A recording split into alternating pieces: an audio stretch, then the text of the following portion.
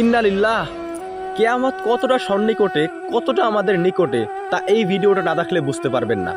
আমার স্ক্রিনের পাশে একটা ভিডিও দেখতে পাচ্ছেন, যেটা ফুরাত নদীর 2021 সালের অবস্থা। দেখুন বিল্ডিংটার চারপাশে পানি আর পানি। 2021 সালের এই অবস্থা। এটা হচ্ছে 2022-এর অবস্থা।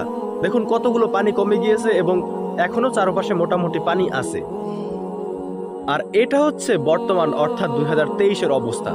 দেখুন কতটা ভয়ঙ্কর অবস্থায় চলে আসছে।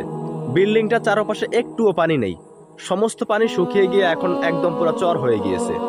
আর পাশে হালকা একটু পানি আছে।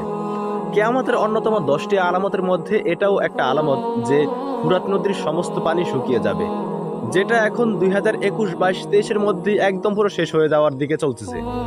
এবং কিয়ামতের ছোটখাটো আলামতের ভিতরে আরেকটা আলামত আছে, কিয়ামতের পূর্বে মুসলিমরা নির্যাতিত হবে, যেটা বর্তমানে আমরা ফিলিস্তিনে দেখতে পাচ্ছি। আমাদের মুসলিম ভাই বোনদের উপরে অত্যাচার করা হচ্ছে।